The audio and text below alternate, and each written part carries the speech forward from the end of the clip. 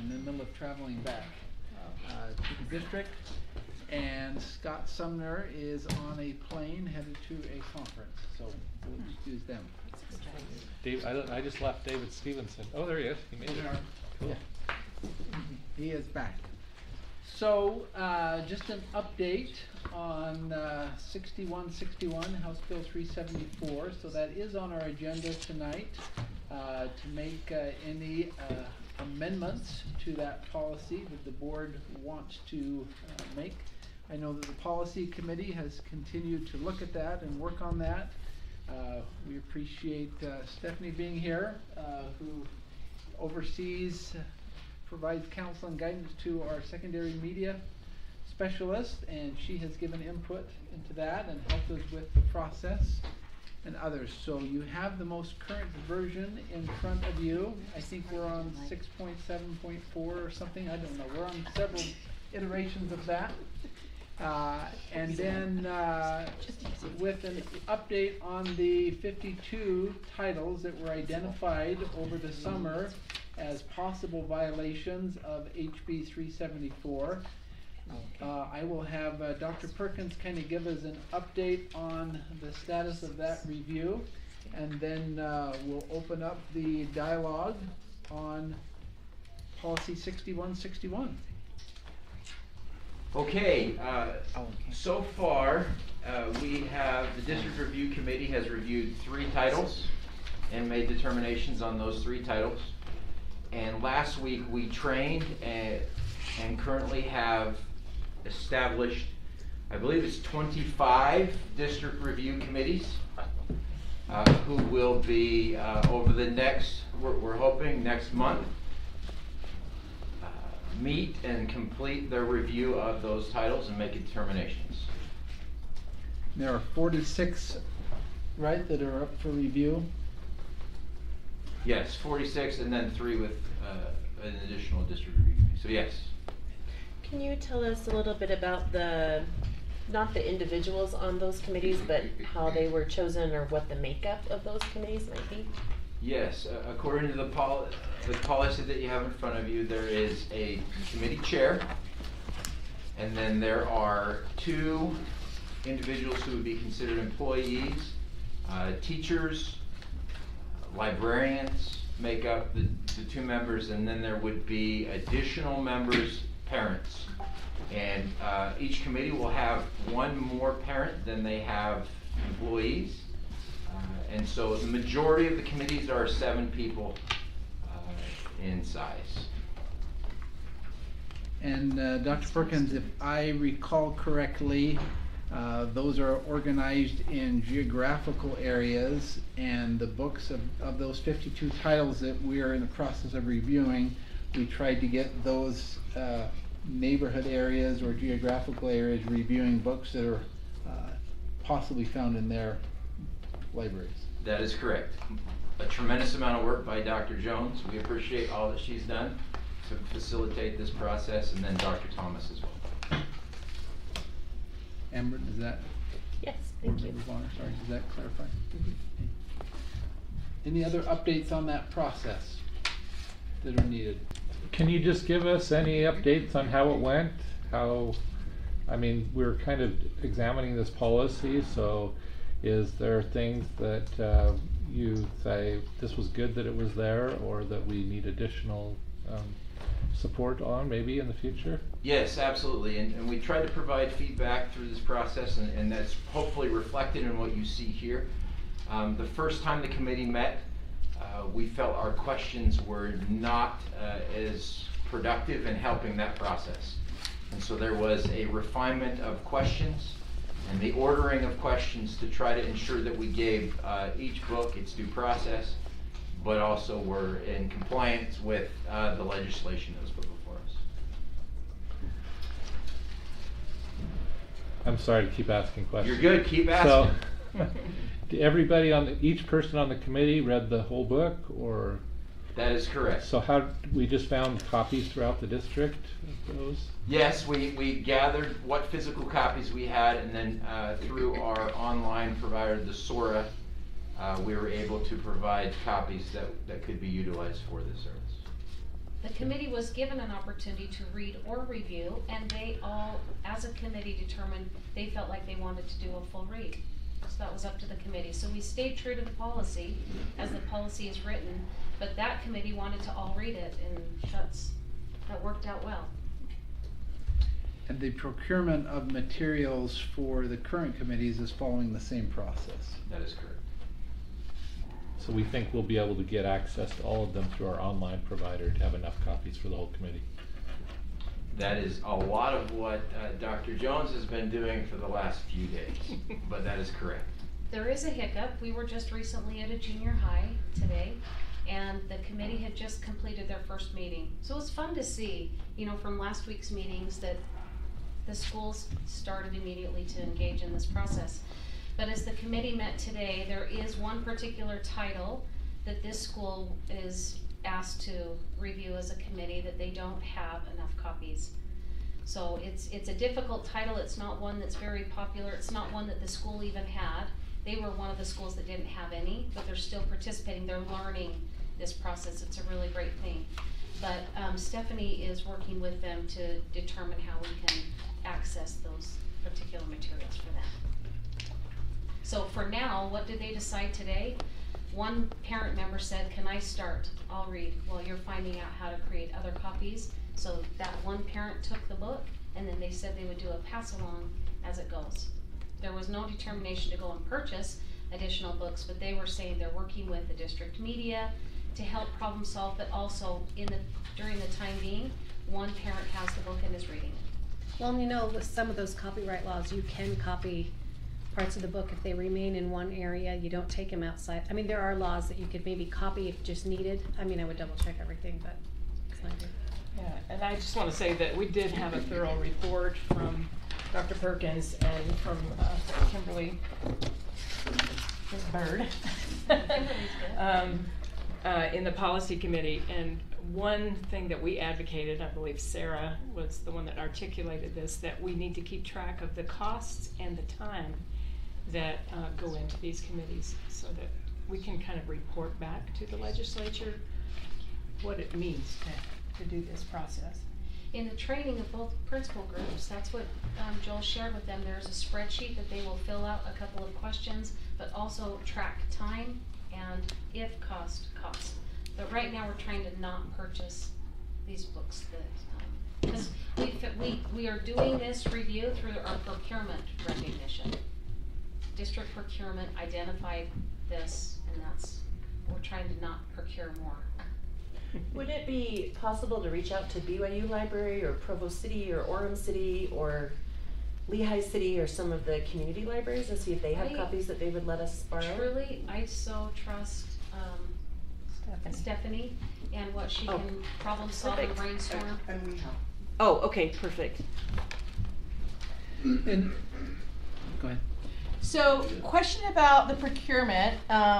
If a book is deemed to violate state code and removed, is that then put on a list for like cannot procure in the future? So there's basically kind of like a list going forward so media specialists understand that.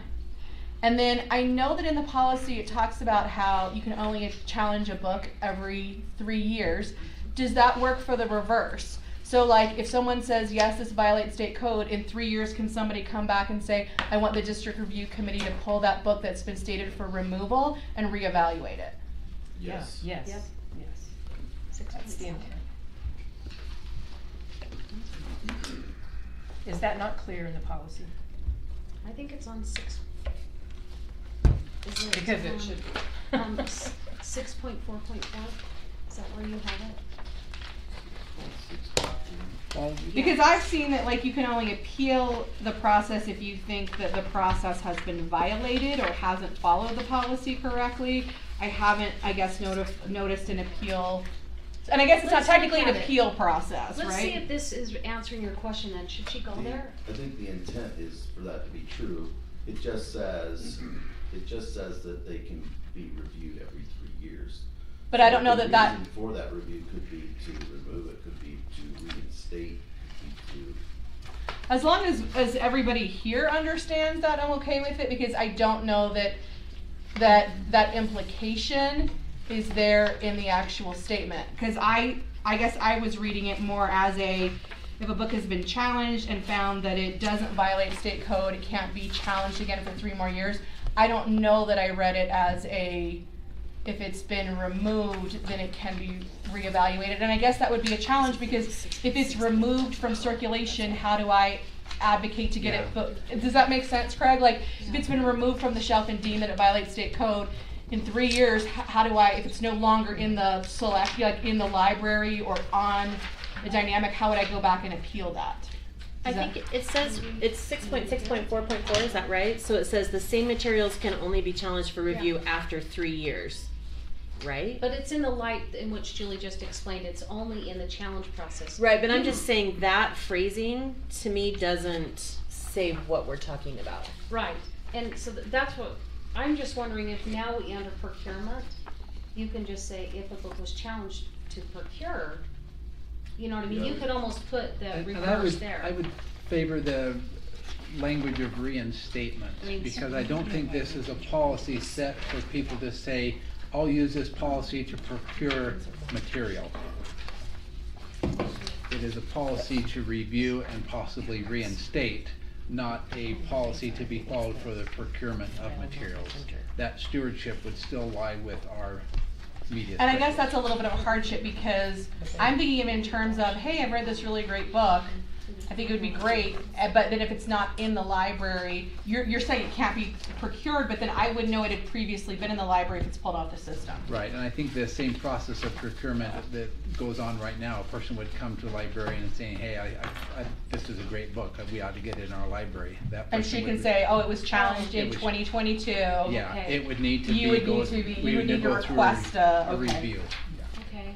So to me, the words procurement are not necessarily reinstatement. It's Right. for additional material, which would be under a different guideline or policy. But I can see where you're saying it is, if it's requested for procurement and it has been previously reviewed, then it could be reviewed after 3 years for reinstatement and possible procurement at that point. But it would need to go through that review for reinstatement. Okay. So can we add it down there in procurement then? Cause I thought the same thing, that Should we once put it it was in gone, it couldn't 5.3? come back.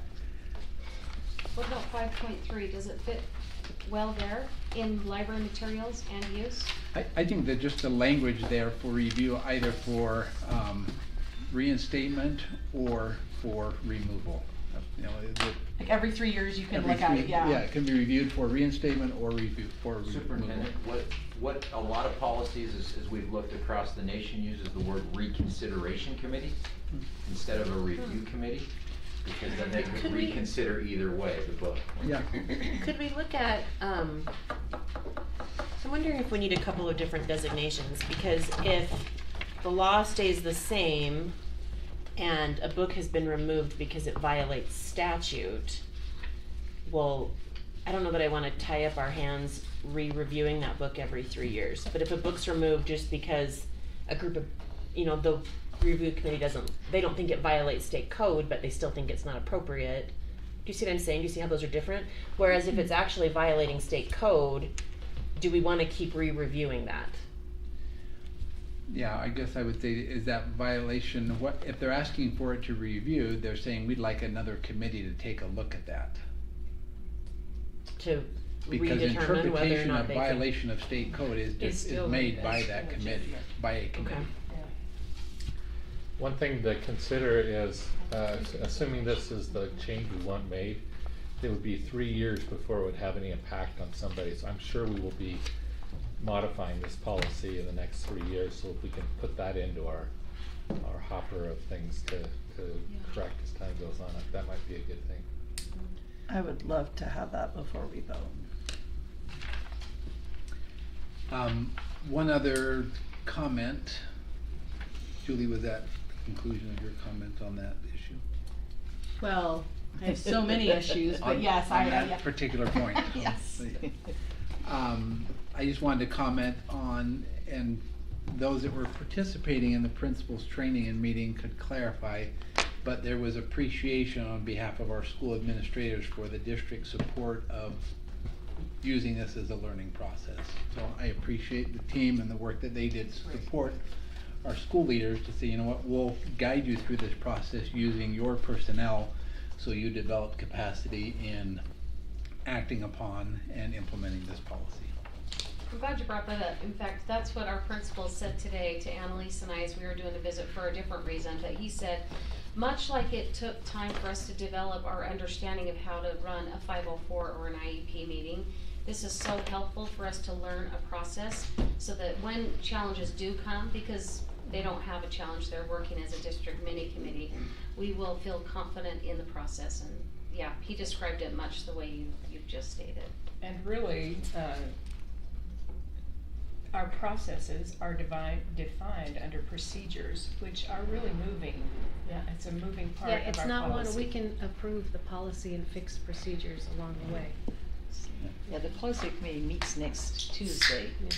So anything in procedures that we bring up tonight, we can work on that next Tuesday. We don't have to revote. Yeah, you don't have to revote on procedures. Yeah, you don't have to vote on procedures, but we can make those adjustments. Any other questions before we get into more specific? I think we're transitioning now into policy specifics and discussion. I just wanted to say thanks, I mean, Joel, if you can thank your team, because I know it's taken a lot of time and we're just so appreciative. It's one thing to write policy, but the implementation is a whole different thing. And it was so helpful when Valen came in and along with Stephanie and kind of shared some things, maybe a little difficulties or rocky here that kind of really helped us readjust. That has been so helpful, but if you can just thank them, because I know it's taken a lot of time, but we're super appreciative. Absolutely, thank you. And I think that was the intent, was to learn by doing. Yeah. I don't, even passing a policy tonight to meet that state statutory guideline of October 1st is not the end of our learning as well. Right. It satisfies that requirement, but I anticipate that legislators will continue to meet and counsel on this. Legal authorities will continue to meet and counsel on this. We will continue to meet and counsel on this, and it will evolve.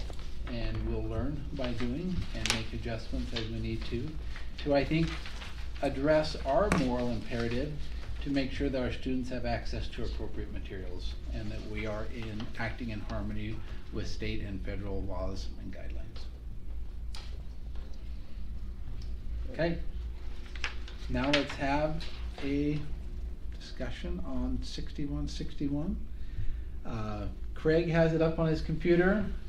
Kimberly and others who have participated in this, who are resident experts in sensitive materials, will be able to give feedback and listen to board members. Appreciate the policy committee and the work that they've done to craft this policy.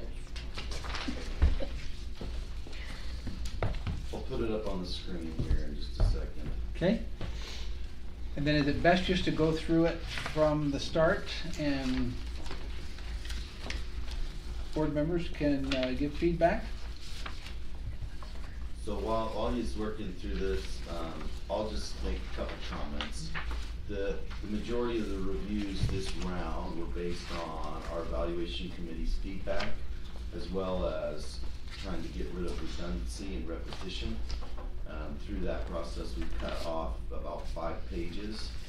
A lot of that was restating and repeating of code and law that we just pulled into one phrase and said, hey, this is where it's at, this is the link, here it is. The other piece that we were able to consolidate was where it was broke out in instructional, library, and like classroom materials. We combined all those. The process for each of those reviews is all going to be the same. The reasons for keeping or not keeping a book is all the same, regardless of what category it's in. And then besides that, the other piece that we consolidate. Oh, here we go. Great, thank you. And you can see there's still comments and such going on, but let me.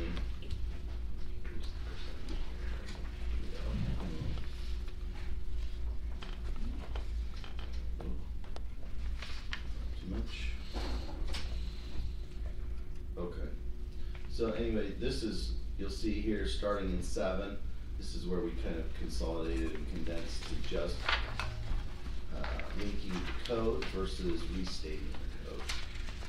Okay, we also were more consistent with referring to sensitive materials instead of sensitive, And pornographic, and whatever else there might have been. Okay. So this is the crux of this policy right here, 1235, which incorporates your 1201 and your 1203 and your 1227. And so that's where we wanted to put our efforts was into 1235.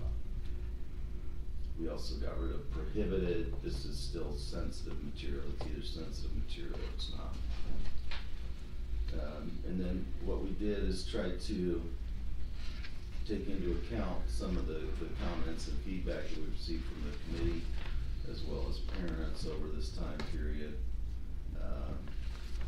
We have included more parents and staff in this policy, which goes above and beyond the requirement.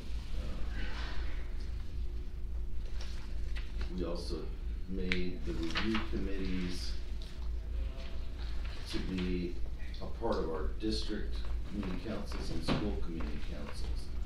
There's been a recommendation that to make these consistent, we had it so that school committee councils recommended the members, and then it said that district community councils appointed the members, so we've corrected that. That's new from the version that you have.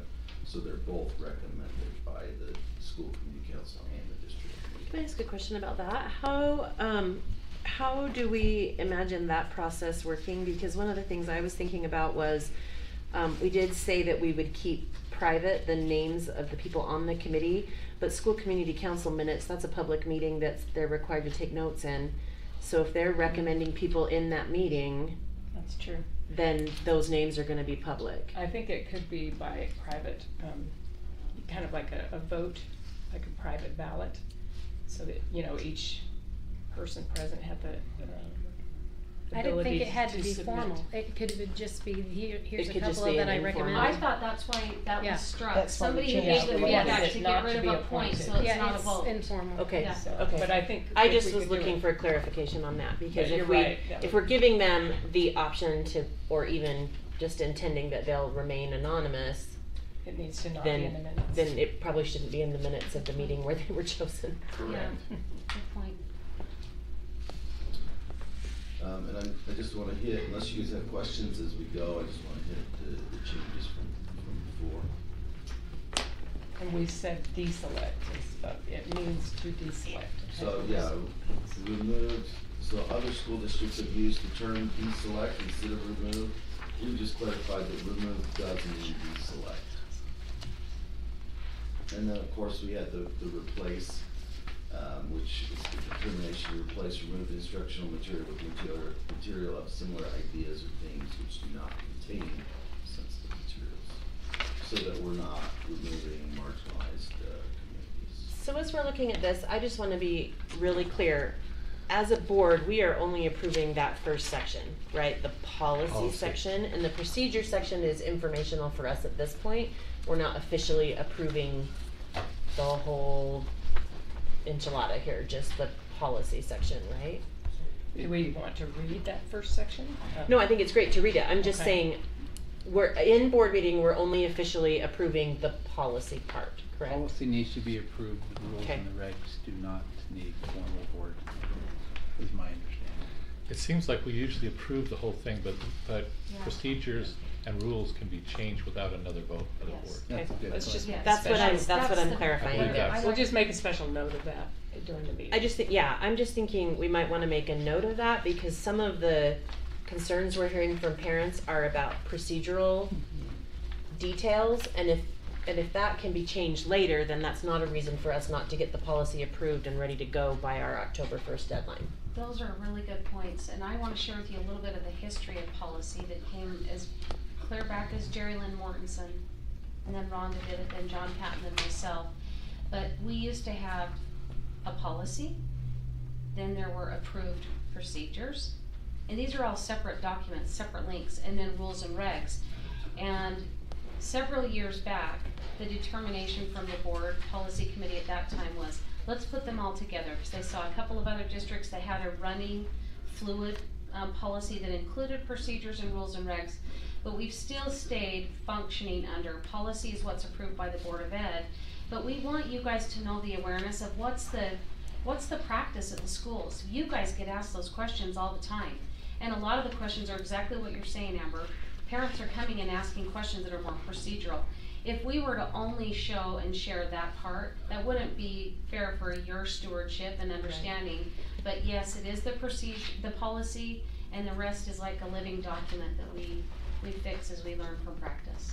I just think that might be advantageous for the public to understand, because if they want 2 more parents than employees or something like that, if we approve the policy tonight, that doesn't mean that those procedural things couldn't be adjusted at some point in the future. As we learn and stay just, yeah. Right. But as you say, I think it's more transparent to have the policy on the same running I think so too. thing, I agree. so that the public can see, oh, this very much relates to how the policy is enacted. So.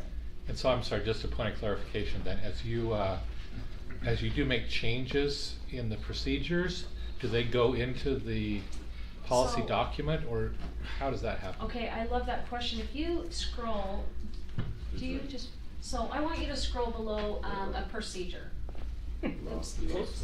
So you'll see under policy we've got approvals, but then if you go below procedures approvals, and so some might just be reviewed and updated for state statute, and we'll put a date there, but that's really the purpose, is to make sure we're dating and noting.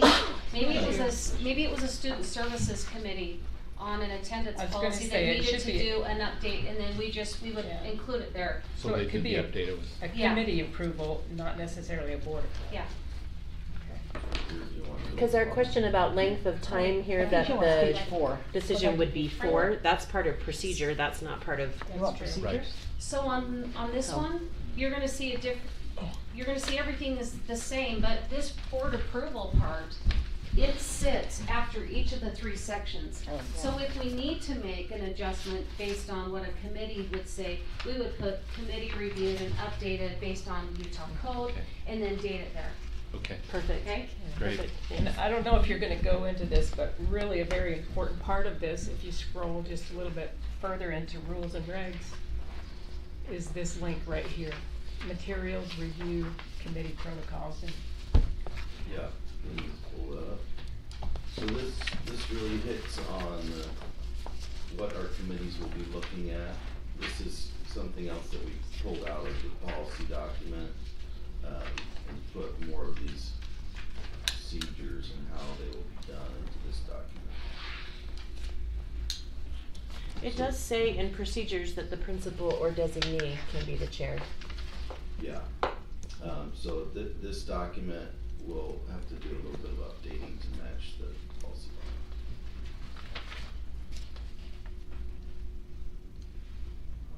Wow, it's a lot of detail. Where is that?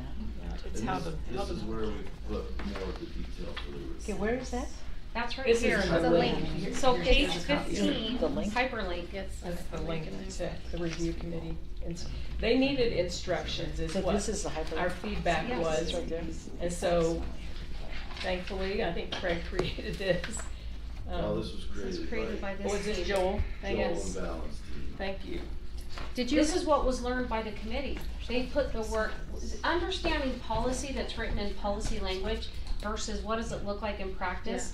This is a reflection of the committee work practice. Here's what we had to teach the committee beforehand. That's the first part. Then the questions that they're to wrestle with are 1 through 9 below. So this all came from the work that pilot committee, I like that you guys did a pilot, by the way. That was really cool. So with those 3 titles, Joel, the first one, was it done without this? It was done without this, it was done with the policy. Okay, so looking at the one that was done without it and the ones that were done with, time-wise, I mean, was it much easier to, what was some of the feedback from the committee? Feedback was they felt like the conversation was more structured, it was cleaner for them to walk through that process, dialogue it, and get to the heart of the matter in a more clean approach. The other one felt a little bit more What do we all do? over the place, Yeah. try, go back, That's- reread definitions 6 different Convoluted. times, try to ping-ponging back and forth around the policy. We needed a working document, and that came out of that first group. They said, if you could take this and make it into a single page thing, it would simplify the process for implementation. Thank you. And then the reporting tool, the HB 374 reporting tool, that was created by the state, correct? Correct. And that is the reporting tool that we would use, is that specific reporting tool. We wouldn't have a separate reporting tool.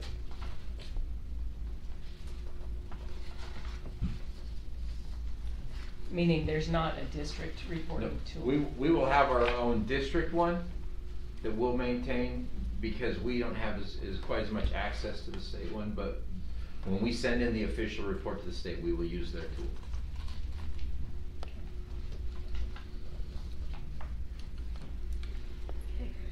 Which will include time that was taken and any cost. And we're gonna, under cost, we're gonna count, are the people working here, is this part of their normal contract, or is this in addition to, or, anyway, does the cost include salaries for school employees? We weren't planning to list it as a cost, we were planning to just list it as employee hours and volunteer hours. Okay, that will be enough, we can, And I'm wondering if the board needs to wrestle with, I mean, Provo School District is contemplating a stipend or something to pay those that are on the review committee as employees, and I don't know if that's something that we need to talk about, or, I don't know. If we have wording changes that we think need to happen, do you want that now? Sure. Okay, so under Tell the us a page. What page you page on? 3, under definitions, policy, definitions 13,